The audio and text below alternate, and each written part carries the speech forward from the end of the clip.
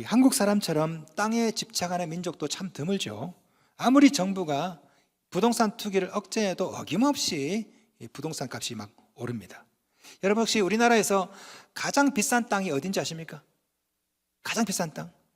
제가 찾아보니까요, 서울 중구 명동 충무로 일가 네이처 리퍼블릭 자리라고 그러더라고요. 땅 한 평에 6억이라고 합니다. 평당 6억. 23년째 부동의 1인데, 그러니까 30평 아파트 기준하면 대략 한 180억 정도. 예, 별로 안 놀라시네. 여러분 우리나라에서 땅값이 제일 싼 곳이 어딘지 아십니까? 그것도 서울에 있어요. 모르셨죠? 일원동. 일원. 예. 서울에 가면요, 공짜로 땅을 주는 곳도 있습니다. 노원동. 하여튼 우리나라 사람들은 이 부동산을 참 좋아하는데요, 어릴 때부터 좋아해요. 어릴 때부터. 가만히 생각해보니까 어릴 때 우리 뭐하고 놀았죠? 땅 따먹기. 우리가 부르는 동요도 가만히 생각해보니까 땅에 관한 노래가 상당히 많아요. 어릴 때 어떤 노래 불렀습니까? 엄마야 누나야 강변 살자. 호수 강 주변 비싸요 땅이. 얘네들이 커서 부르는 노래가 뭡니까?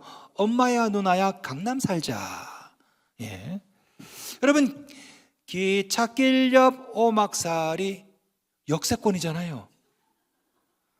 아기 잘도 잔다. 역세권이니까 기차가 지나가도 잠이 솔솔 와. 땅값이 오르니까. 두꺼봐 헌집 줄게 새집 따오. 재개발. 재개발이잖아요. 헌집 줄게 새집 따오. 예? 깊은 산속 옹달샘 누가 와서 먹나요? 그린벨트. 거기 아무도 안 먹어. 살면 안 돼. 깊은 산속 옹달샘 누가 와서 먹나요? 그러니 사지 마세요. 땅에 대한 욕심은 우리나라만 있는 것도 아니죠. 전 세계가 다 땅 욕심 있습니다. 미국 얼마나 땅이 넓어요. 근데 미국 부동산 굉장히 비쌉니다. 뉴욕 가보세요. 진짜 비쌉니다. 중국 땅이 얼마나 넓습니까? 근데 중국이 보면 베트남, 인도 늘 싸우죠. 일본하고. 왜? 땅 때문에. 전 세계에서 가장 넓은 땅을 갖고 있는 러시아 지금 우크라이나랑 싸웁니다. 왜? 땅 때문에. 땅에 대한 욕심이 있는 게 이게 인간의 본성이에요. 여러분도 땅을 갖고 싶으시죠? 전세 월세 말고 내 이름으로 된 땅 하나 갖고 싶고 건물 하나 갖고 싶고, 이게 우리의 어떤 소망 아닙니까? 자, 우리 주님께서 오늘 본문에 땅 부자 되는 법을 알려주셨습니다. 할렐루야.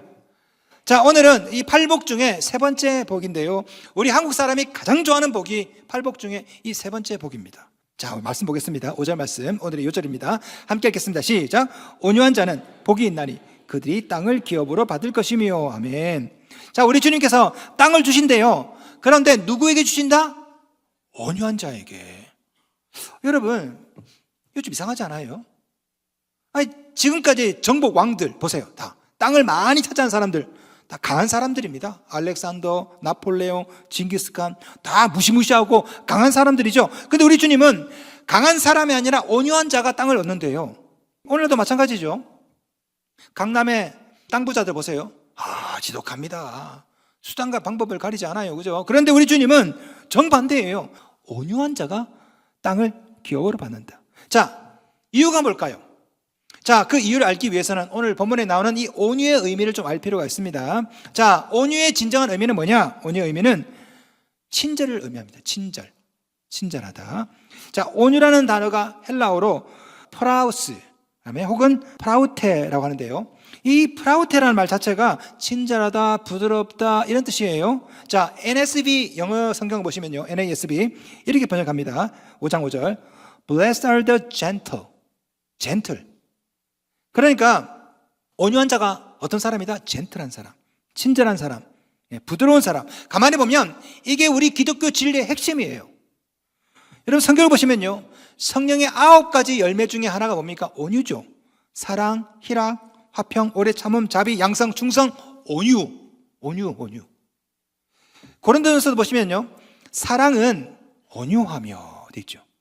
우리 기독교 신앙은 온유를 아주 귀한 가치로 여기고 있습니다. 늘 상대방을 배려하고, 늘 상대방에게 젠틀하고 부드럽게 대하고. 그래서 저는 온유를 이렇게 정의하고 싶어요. 온유는 only you의 약자다. only you. 당신만. only I가 아니에요. 당신만. 자, 당신을 배려하고 당신에게 친절하고 그런 사람이 어떻게 된다? 결국엔 땅을 차지하게 된다. 근데 많은 사람들이 온유하면요, 약간 부정적인 이미지가 있어요. 나약하고 뭔가 경쟁에서 뒤처질 것 같고. 그런데 강한 것을 이기는 것은 부드러움이죠. 그죠? 폭력을 제압하는 것은 친절이죠. 우리 주님은 이 온유함이 무기력해 보여도 결국에는 이 온유한 자가 땅을 차지한다라고 말씀합니다. 이것은 하나님 나라뿐 아니라 이 세상도 마찬가지죠. 여러분, 동물의 세계를 가만히 보세요. 동물을 가만히 보면 빨리 죽는 놈들은 좀 호전적인 놈들이야. 예를 들어서 사자, 호랑이 얼마나 무섭습니까? 그런데 사자, 호랑이 대부분 한 15년 살아요. 15년. 그런데 온유한 거북이는 200년 살아요. 아니, 동물을 가만히 보세요. 빨리 죽는 놈들은 막 화내고 막 무섭고, 그런데 천천히 움직이는 거라 보통 100년, 200년 살아. 사람도 마찬가지죠. 사람 보면은 호전적이고 공격적인 사람은 죄송하지만 일찍 돌아가죠. 제가 신성교회 사역 포함해서 한 30년 목회를 하면서 수많은 장례식을 치르면서 내 머릿속에 빅데이터가 쌓였습니다. 어떤 사람이 90을 넘기나 보니까 주로 장수하시는 분들은 느긋하고 온유하고 그런 사람이 오래 살아요. 그런데 화내고 열받고 뭐라고? 빨리 돌아오셔. 혹시 여러분 오래 살고 싶으시면 온유하시기 바랍니다. 여러분, 일본 전국시대를 보세요. 일본 전국시대. 이 전국시대 보시면 세 명의 영웅이 있죠. 예, 오다 노부나가, 도요토미 히데요시, 도쿠가와 이에야스. 여러분, 이 셋 중에 누가 전국을 통일합니까? 도쿠가와 이에야스. 오다 노부나가, 도요토미 히데요시 얼마나 강합니까? 그런데 다 죽었어. 가만히 기다리고 있다가 홀랑 집어삼킨 사람이 온유한 도쿠가와 이에야스거든요. 여러분, 무협영화를 가만히 보시더라도 초반에 칼을 빼는 놈들 있죠. 칼 빼서 막 다 죽어요. 다 죽는다고. 누가 끝까지 살아남습니까? 칼을 안 빼는 사람이야. 가만히 있다가 살짝 집어서 그냥 살짝 뺐다 꽂으면 10명이 쓰러져 있고, 그죠? 보통 빼가지고 막 설치면 금방 다 죽어. 여러분, 성경에 나오는 인물을 가만히 보시면요, 온유한 사람이 주로 보면 땅을 차지하고 뭔가 성공을 해. 예를 들어서 아브라함 얼마나 온유합니까? 조카가 땅 달라고 하면 가져가라 뭐. 요셉도 그렇고 모세도 그렇고 다윗도 그렇고 처음에는 땅을 뺏기는 것 같지만 온유한 사람이 결국에는 다 차지하죠. 여러분, 온유함이 나약함이 아닙니다. 온유한 사람이 지금 당장은 뺏기는 것 같아 보여도 결국에는 다 차지하는 거예요. 자, 온유한 사람이 되시기를 주님의 이름으로 축원합니다. 자, 그런데 문제가 있어요. 온유하고 싶죠. 온유하고 싶어요. 그런데 잘 안 됩니다. 왜 그래요? 내 성질이 더러운데 어떡할까요? 아니, 태어나기를 그렇게 태어나도 어떡합니까? 예? 아니, 조금만 일에 열받아. 한마디 말에 막 토라지고 막 삐지고 그냥 열받고. 여러분, 저는 부산 사람이에요. 내 말에 힘이 있고 액센트가 있고. 여러분, 난 원래 그렇게 태어났어요. 내 말투가 그런 거라고. 내 눈이 이렇게 찢어져서 그런 거지 째려보는 거 아니에요. 우리는 온유하고 싶죠. 그런데 내 성질이 그런 거 어떡할 거야? 내가 그렇게 태어났는데 어떡합니까? 자, 질문. 어떻게 해야 온유할 수 있을까? 잘 들어보십시오. 열받을 때, 화가 날 때, 성질이 아니에요. 성질 부리고 싶을 때 하나님께 항복하시면 됩니다. 그러면 내가 할 수 없는 온유가 되어지거든요. 자, 내가 스스로 항복하지 못하면 어떡합니까? 고난을 통해 하나님께서 여러분을 항복시킵니다. 그러면 강제로 온유하게 되거든요. 자, 여기서 온유의 진짜 의미가 있어요. 온유는, 이 성경에 나온 온유는 단순하게 친절한 상태를 말하는 게 아니에요. 오늘 본문에 나오는 이 온유는 뭐냐? 스스로 하나님께 굴복하거나 아니면 하나님께 굴복되어지거나 그래서 길들여져서 친절해진 상태, 이게 바로 오늘 본문에 나오는 온유예요. 자, 오늘 본문에 나오는 온유는 헬라어로 프라테스라고 있죠. 프라우테스. 이 단어는 히브리어 아나하를 번역한 단어예요. 자, 히브리어 아나하가 뭐냐? 여러분, 매 있죠. 매. 야생 매. 매를 길들이면 휘파람 불면 싹 앉죠. 그 매를 길들이다, 이게 아나하예요. 자, 말고삐로 말을 제어하죠. 이게 아나하입니다. 노예를 길들이는 거, 이게 아나하예요. 이 단어를 번역한 게 바로 프라우테스. 오늘 본문에 나온 온유거든요. 결국 온유는 뭐다? 길들이는 거예요. 길들이는 거. 자, 온유를 뜻하는 히브리어 중에 카나흐라는 단어도 있습니다. 이 단어. 자, 이 단어는 뭐냐? 항복하다 이 뜻이에요. 전쟁에서 패배하다, 항복하다. 결국 이 아나하, 카나흐 이 단어를 번역한 단어가 오늘 본문에 나온 온유, 프라우테인데요. 이 단어는 뭐다? 항복한 상태, 길들여진 상태, 그래서 온유하게 된 상태 이겁니다. 다시 말해서 원래 온유한 상태가 아니에요. 하나님께 길들여진 상태. 원래 내 성질은 성질이 있어, 성질이. 하지만 하나님께 굴복하거나 굴복당해서 길들여진 상태, 이게 바로 온유라고. 자, 성경에 이런 샘플이 하나 있죠. 누굽니까? 모세예요, 모세. 자, 민수기 12장 3절. 이 사람 모세는 온유함이 지면의 모든 사람보다 더하더라. 전 세계에서 가장 온유한 사람이 모세야, 모세. 성경에 써 있어요. 그런데 원래 이 모세는 혈기가 많은 사람입니다. 자, 이 모세가 궁궐에 있다가 어느 날 밖에 나왔어요. 시찰하러 나왔어. 보니까 두 사람이 싸우고 있네. 한 사람은 가만히 보니까 저 사람은 나랑 같은 동족 히브리 사람이네. 그래서 편을 들다가 어떡합니까? 사람을 때려 죽였죠. 여러분, 아무리 우리 성질이 더러워도 사람을 죽이진 않죠. 모세는 사람을 죽였다니까. 그러니까 원래 모세는 온유함과 거리가 먼 사람이에요. 그런데 그 사건 때문에 모세가 도망갑니다. 어디로? 광야로 도망갑니다. 실각을 하다고, 실각을. 그리고 광야에서 40년 동안 목동으로 양치기로 지내죠. 왕자였던 모세가 하루아침에 목동이 됩니다. 몇 년 동안? 40년 동안. 혈기가 쫙 빠져. 야망도 사라져. 내 인생은 끝났다. 나이가 80이 됐어요. 바로 그때 하나님께서 모세를 부르시죠. 여러분, 자, 이 40년 동안 지금 하나님께서 뭘 하신 겁니까? 모세를 굴복시킨 거죠. 길들인 거라고. 40년 뒤에 80이 되었을 때 모세는 어떻게 됐다? 온유하게 되었다. 모세는 원래 그런 사람이 아니에요. 할 말 하는 사람입니다. 열받으면 사람을 때려 죽이는 사람이에요. 그런데 하나님께서 40년 동안 그를 굴복시켜서 길들여서 80이 딱 되니까 원래 성질은 있지만 길들여져서 온유하게 된 상태. 이게 바로 성경이 말하는 온유라고. 온유는 친절함을 말하는 게 아닙니다. 스스로 하나님께 항복하거나 아니면 하나님께 붙잡혀서 강제로 굴복되고 길들여져서 친절해진 상태. 이게 바로 온유죠. 여러분, 우리 주위에는 천선적으로 온유하고 친절한 사람 있습니다. 예. 근데 희한하게 그분들 중에 유독 하나님께만 완고한 사람 있죠. 이런 사람은 온유가 아니에요. 온순한 거지. 온유는 온순과 다른 겁니다. 제 아내는 아주 온순합니다. 어떻게 이렇게 고양이처럼 저렇게 온순할 수 있을까? 근데 요즘에는 가끔 헷갈려. 이게 고양이인가 호랑이인가. 점점 호랑이가 돼가는데 어쨌든. 그럼 이 온유는 온순이 아니에요. 온순은 원래 성품이 그런 거야. 온유는요, 힘이 있어요. 힘을 쓰지 않아요. 하나님께 붙잡혀서 길들여졌거든. 굴복되고. 이게 바로 온유입니다. 여러분, 말을 보세요. 말을 직접 본 적 있습니까? 와, 말이 굉장히 큽니다. 직접 보면 좀 압도될 정도로 굉장히 커요, 말이. 여러분, 뒷발질이 얼마나 센 줄 아십니까? 여러분, 말 뒤에 서는 거 아니에요. 말 뒷발질 잘못하면 사람 죽어요. 얼마나 크고 얼마나 힘이 센지. 그런데 이 큰 동물이 길들여졌어. 말고삐를 잡고 흔들면 그리로 막 가. 이게 온유죠. 덩치도 있어, 힘도 있어. 하지만 길들여져서 온유한 상태. 이게 바로 온유라고. 여러분, 어린이를 보세요. 어린이가 얼마나 온순하고 부드럽습니까? 그런데 어린이를 볼 때 우리가 온순하다라고 말하지 온유하다라고 말하지 않죠. 예. 온유함이란 힘이 있지만 힘을 사용하지 않는 그 절제할 때 생기는 게 바로 온유거든요. 자, 우리 예수님이 대표적인 분이십니다. 우리 예수님은 상한 갈대를 꺾지 않는다. 성경에 나오죠.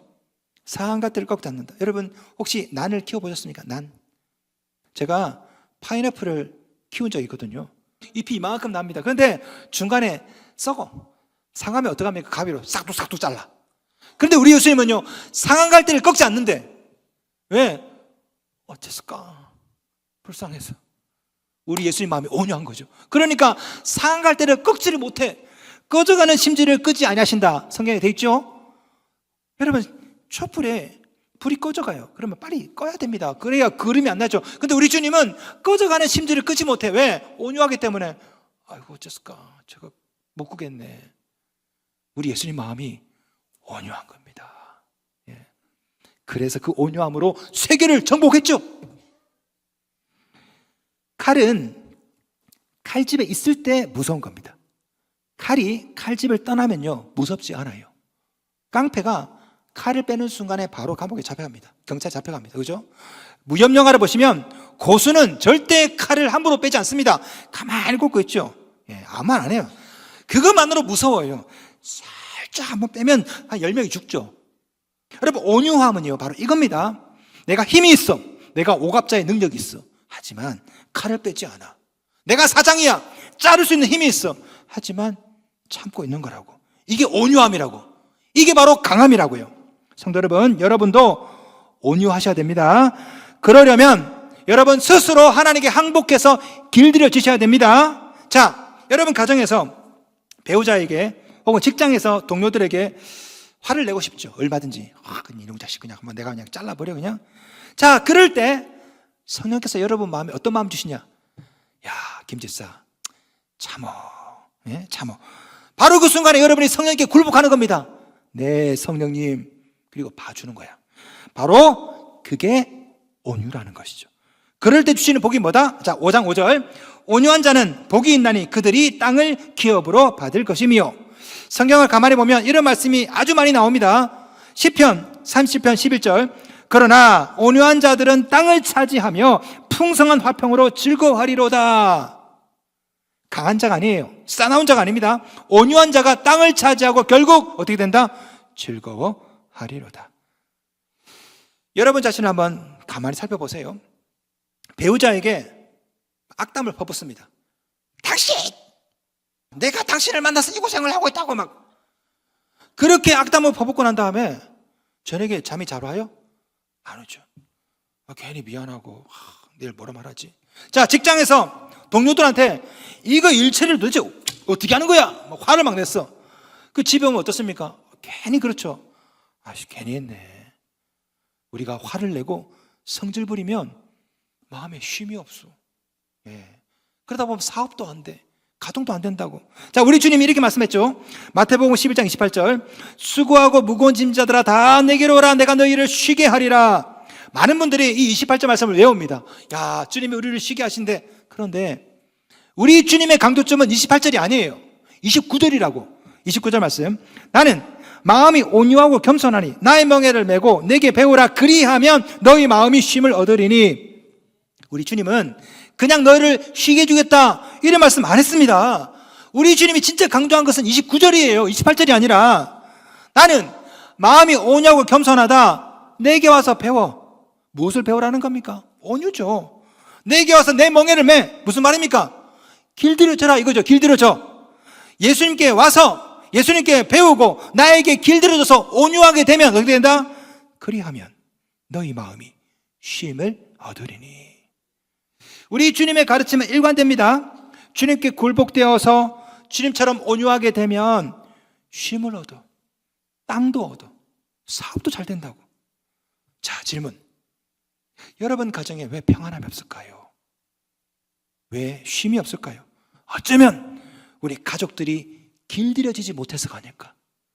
망아지처럼, 날뛰는 망아지처럼 아내와 남편이 막 서로 막 날뛰고 있어. 날뛰고 쉼이 없어.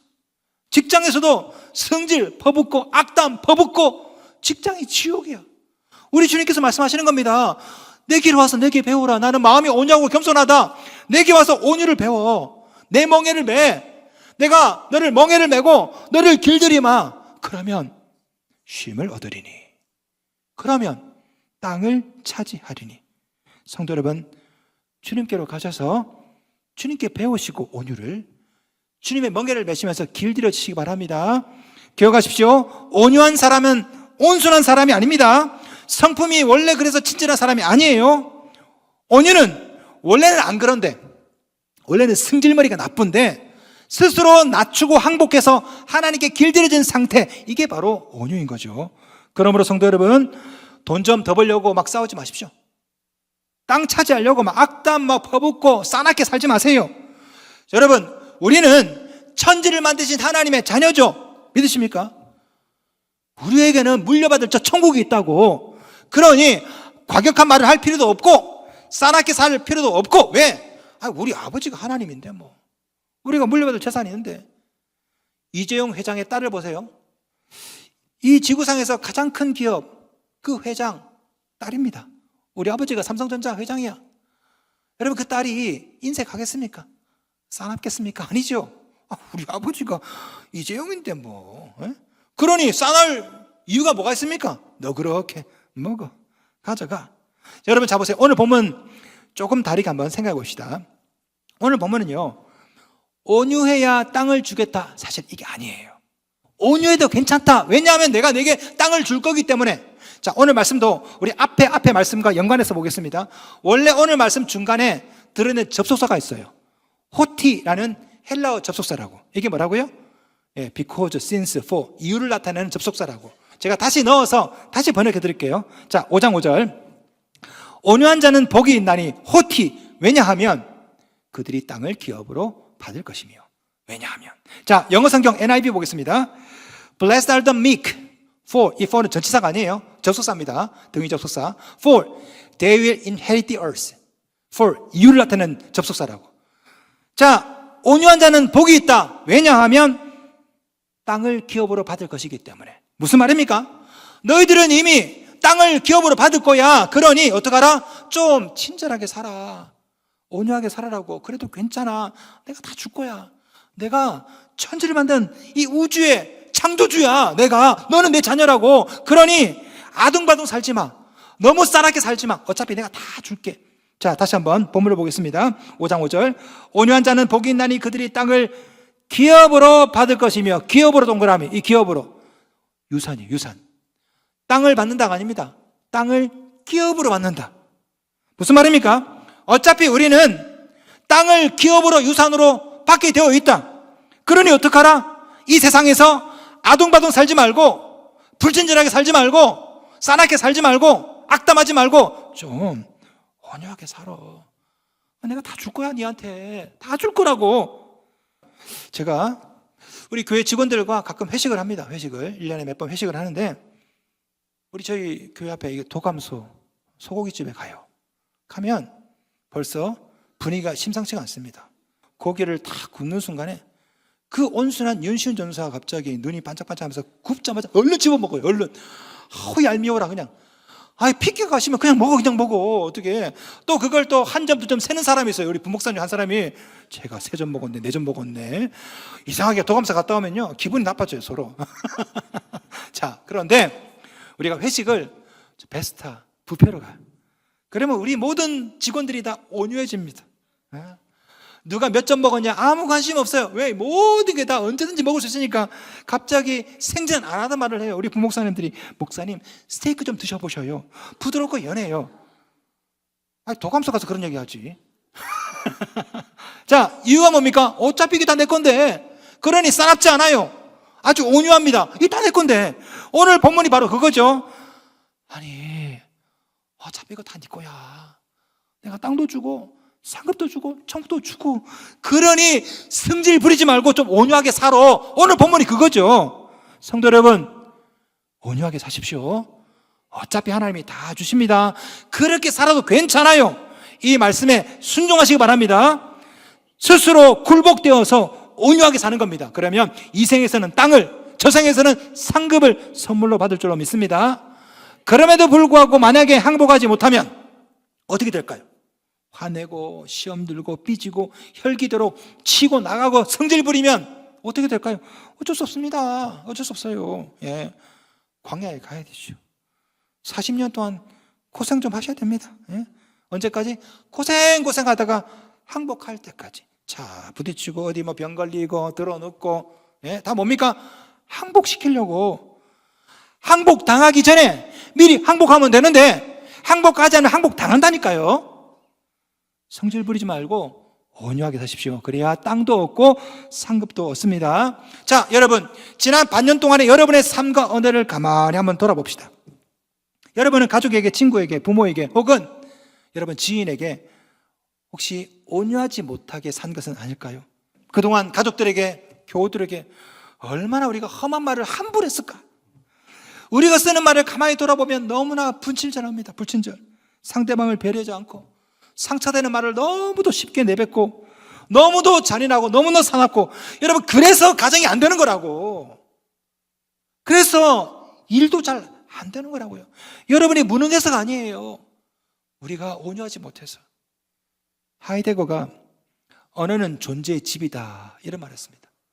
여러분 인생은 여러분 언어로 지어지는 겁니다.